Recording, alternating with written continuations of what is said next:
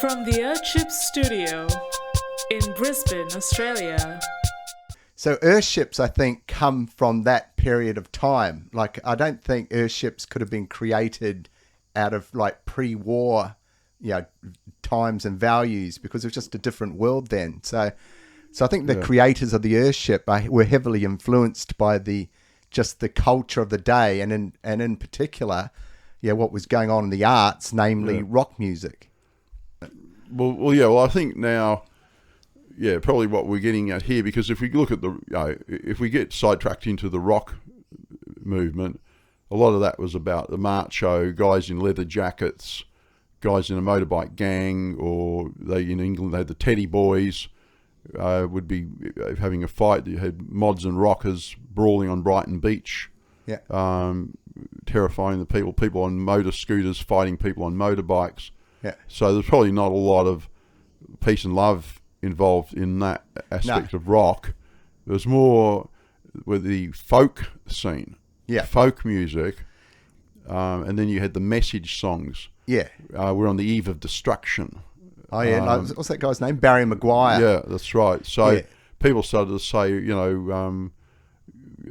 to look into ways out. Even Peter, Paul and Mary were a group who sang a song called Puff the Magic Dragon, a song written about smoking marijuana and enjoying. Why would you go and study to become an accountant or a something, and then get a job in a suit when you could learn about 3 or 4 chords on a guitar and smoke dope and just relax on a beach, or and not have to be sell out to the man, as they would say. I was going to say, so probably the zenith moment of the hippie culture, the flower generation. It sort of came to this one point in 1969. Woodstock was where I think young people realised they could do things on their own. They could have a giant open air concert. I mean, there hadn't been there'd been a few things, small time things, jazz concerts and things before, but this is the first time that they had such a massive number of young people all camped out with massive numbers of groups from all the way around the world turning up there, and so all these people were. It was called 3 Days of Peace and Love, which was like a quite interesting concept. So I think from that, there would definitely be some people would get the idea that they didn't want to go back and clock in to the factory. It's also a very difficult festival to try and replicate, because it was so peaceful, and there was a vibe in the community. It was like I'm sure there was drama of some sort, but there wasn't over the top. You get here some of these other festivals where people can actually get killed, can't they? Yeah, well, I mean, the peace and love generation started at Woodstock and ended at Altamont. I forgot about that. It was like the dark shadow hanging over those times for people in Australia and in America was the spectre that at any time you could be drafted into the army and sent off to a war. Which you were. That's right, exactly, yeah. So this meant that there was that was just always in the back of your mind. Where all of your whole lifestyle, your whole identity could literally be shaved off you by a barber, and you could find yourself suddenly with short hair, in baggy green clothing, and being taught how to use weapons to kill people. Yep. So that was very difficult to align that. Well, you were very lucky, because you were one of the few people who were able to march in the green uniform, but also be involved in an anti-war march. Well, that's correct. Yes, so you're one of the. So talk about your yin and yang. There it is, right there. Yeah, well, that's the thing, because I could see the point when they had moratorium marches that shut down Melbourne.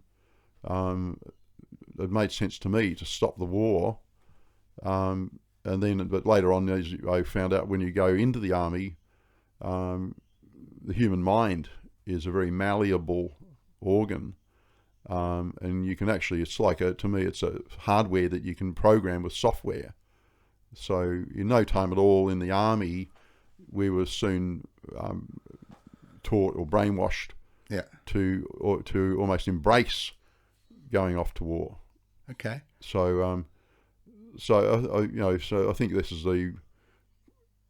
probably your theme is that the peace and love and youth movement and rock music led to the Earthship. Yes. And at the same token, some unpleasant people could probably come in and interfere with that programming and just as quickly program people to want to clock into the factory or go in and sign on the book into the office and spend 8 hours of their day shuffling papers in an office environment. Yeah, which is absolutely. Like a far cry from the muddy fields of Woodstock. Well, I think it's kind of like a way of thinking as well. I think people who get Earthships are a special breed. I'll go back to the example of Joni. Yeah. So when she was growing up in Canada there, she struggled in the school system. They talk about the STEM, science and maths. Yeah. She's no good at that. She was quite happily doing painting and really struggling with school, really. In grade 9, significantly, she met an Australian teacher, and he encouraged her to write poetry. Okay. And he literally unlocked a Pandora's box because, I think she's still writing to this very day. Oh. And if you look at the words as aforementioned, it's clear. She's also mentioned that she's got this attention deficit. But what she really is saying is she's got an attention deficit to things she's not particularly interested. She's not a linear thinker. Right. She's a dreamer, really. If you look at the words of that song, it's very kind of mystical, kind of ethereal. In fact, I talk about masculine versus feminine. I don't know if a guy could have written that song. It's got such a feminine quality to it. But I suppose that's why I like rock music, because it kind of evens the playing field. It doesn't matter if you're black, white, male or female. I think people still connect to quality. You quality could even put production. those words in a song. Yeah. You could say it doesn't matter if you're black or white. I think I know that. Yeah, right. My wife and I, we met in in the old days, 1980, when I'm talking about now, at what they called a discotheque. Yeah. Okay, so me and my Air Force buddy, he said, well, forget about the punk scene, dude. Yeah. You really want to get into this nightclub, this dance music, because you're not going to find, this is where you're going to find women will be going to that. Yeah. And sure enough, he was right. But there's all this, what I'd call disco tech or disco music. Yeah. And there was a guy back in the day called Nile Rodgers, and he was responsible for a number of these hits. Right. Beautifully arranged sort of what I'd call disco songs, probably. Okay. But so when I asked my future wife for a dance, this song, but it's like almost like magic. I used the word ethereal before. Yeah. It's like magic that this Nile Rodgers song came on, Sister Sledge, We Are Family. Right, a classic song, yes. Yeah. And if I was ever to meet Nile Rodgers, I would heartily shake his hand because his song, his music was a massive assist to me, or both of us connecting to the music, to whatever, falling in love, and here we are 43 years later. So so this guy is he's a genius. That sounds like it, So in summary, I think Earthships, the youth movement, they're all connected, and it doesn't matter who you are, what color your skin is. There's we're all born with the same size soul, I suppose is what I'm trying to say. But could you tie join the dots to where the first Earthship was built by hippies to tie this all together? Well, it was certainly built by a hippie, but I wasn't there. Oh, but right, okay, I'm yeah. assuming this is Yeah, because what we're making a big assertion here. Yeah, that's right. I And, think it comes from that movement, but only because I think that the youth movement had this environmental aspect to it, and Right. it certainly had aspects of Eastern religion in it, Yeah. culture. I mean, if you trace it back to the Beat movement, there was a lot of Eastern religious stuff in that, Yeah, 'cause they had the which hippies. tended to. So it's definitely your. I think you'd have to lead it because a lot of streams came out of rock music of the era. No, But you're putting it into the. put it But the into one stream that came basket. out was the hippie one. I would have thought that led into communes. I mean, Yeah. you haven't really. So I think you'd have to go to communes to then lead to Earthships. Because it was the communes. I don't know if that's true. You've made a giant leap, and that I want to. I've suddenly realised what was it, because I was trying to work in my mind how here to there, and there's something missing. What's in the middle?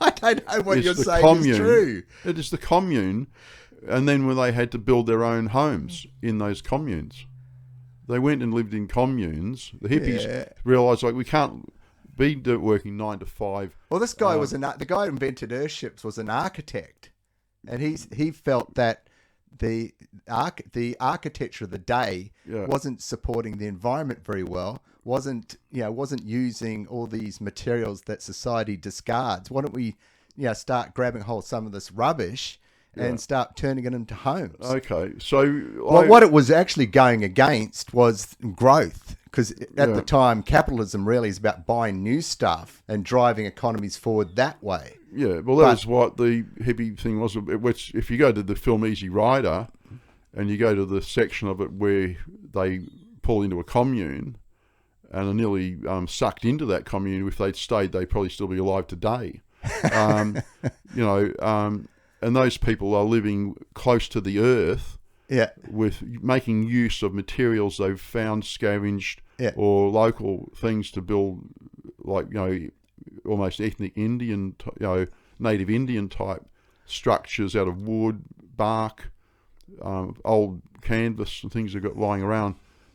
So to me, that would then but the trouble is they weren't very practical people. They were dreamers. yeah, You needed to then have an architect come along with hard-nosed recognition of, hang on, the first big wind that comes along is going to blow these things away, and you're going to be sat there, you're all got kids, babes in arms. yeah. So there needs to be a practical, structural type aspect and he to thought, it. well, we don't want to be building as Joni Mitchell said, it's not very nice to put up a parking lot.